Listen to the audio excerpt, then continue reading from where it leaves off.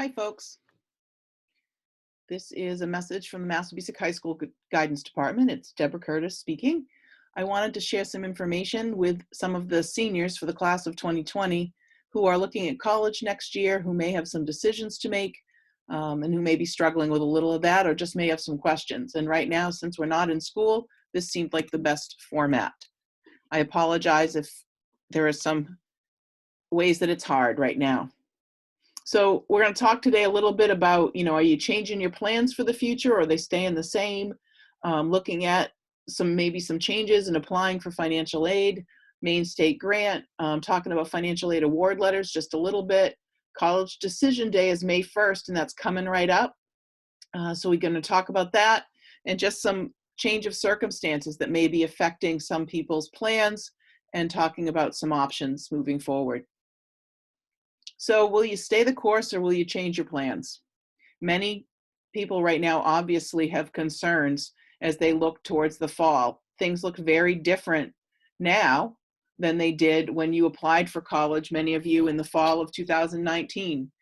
So, will you need to change your plans, or are you thinking about it? I know that there are many concerns. Where are you going to go to school? The location of the school may be concerning you and your family, or maybe finances or some other issues. And it's okay. Some people may not have even made plans yet, and it's okay. There is still time. So local colleges, many of them are still accepting applications, and some may be far away ones as well. But you should check out websites, talk to college admission personnel. You can call them. They're answering their phones. Many of them have been sent to their home phones, but they're answering. Or talk to your guidance counselors. We do want to help you.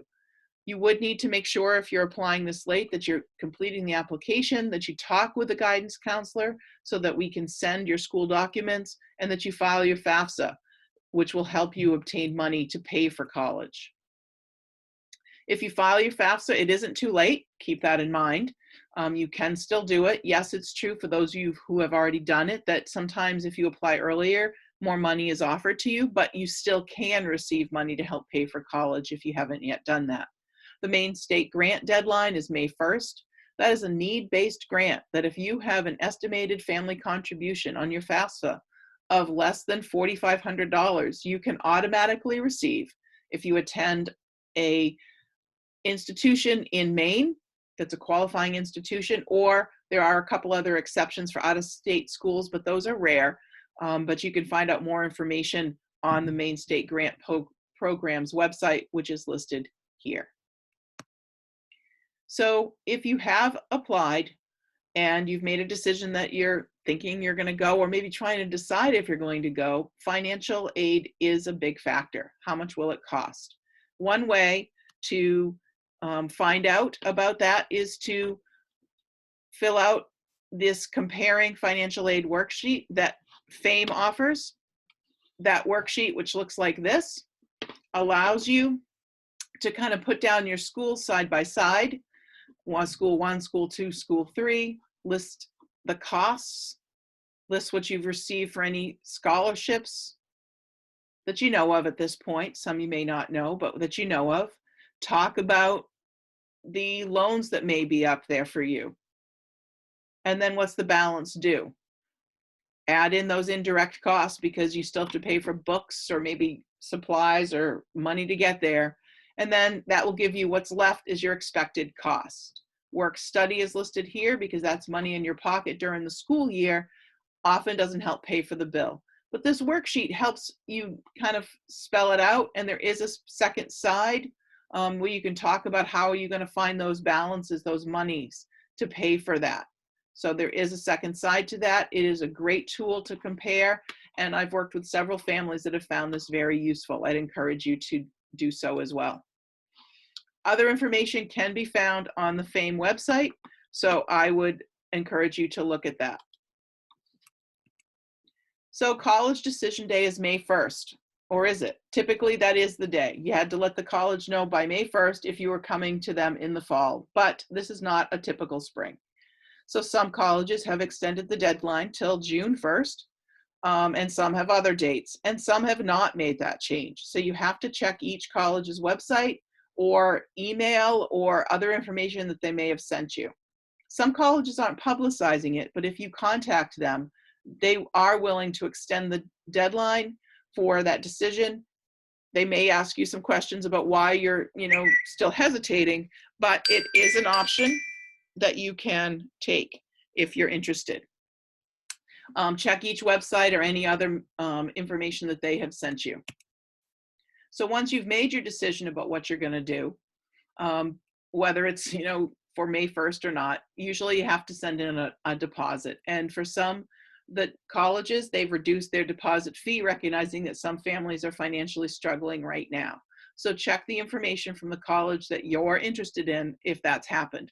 By the way, if you have paid a higher fee, typically they will credit your account for your first bill in the fall so that the money's not lost.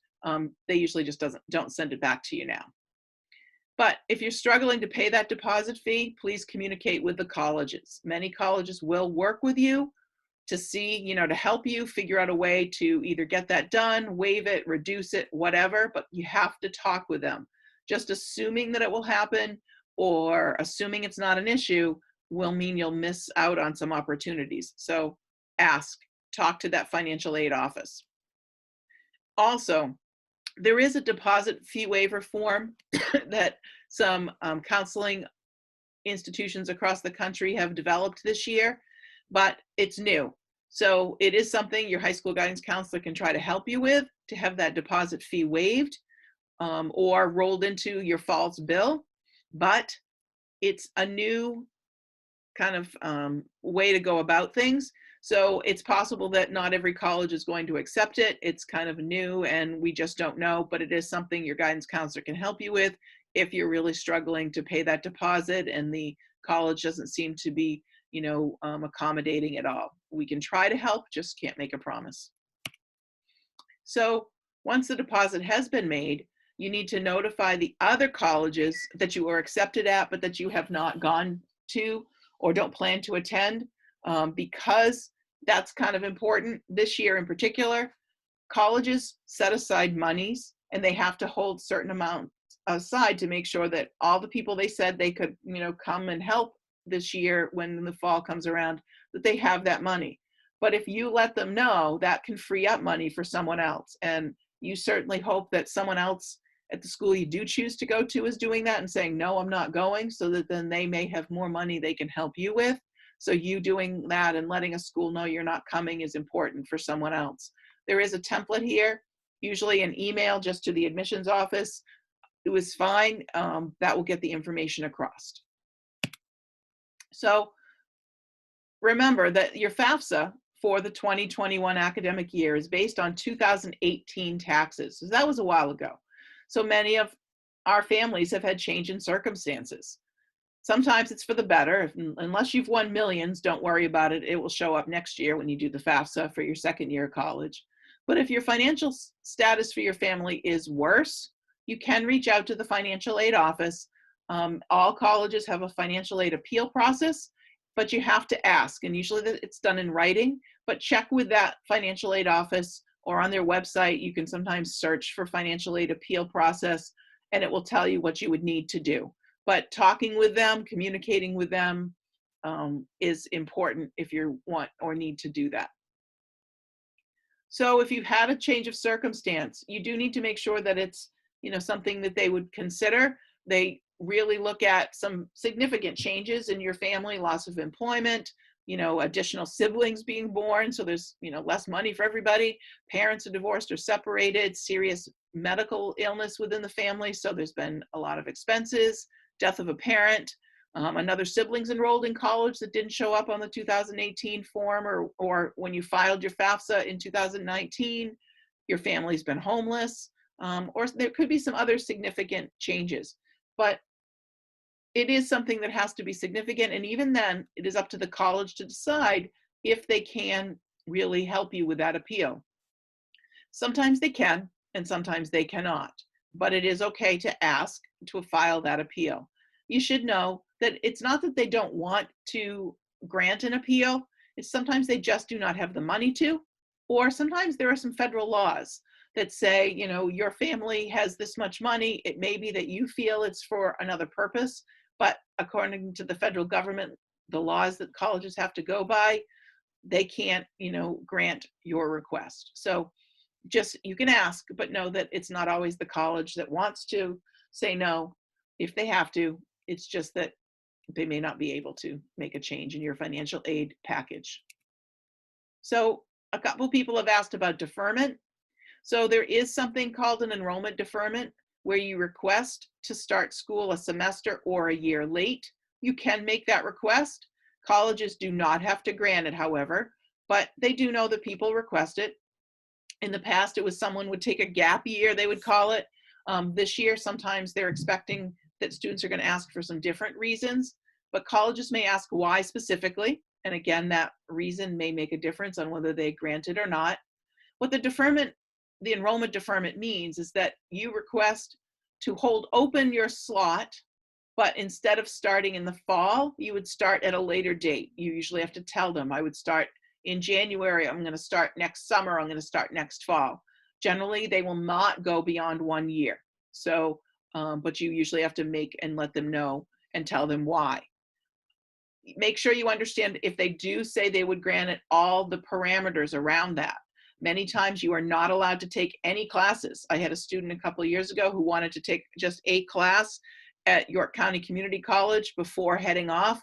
They thought that would be a great thing to do that gap year, just take one while they worked. That was not going to be allowed. If they took any classes, their offer of enrollment would be rescinded, taken away.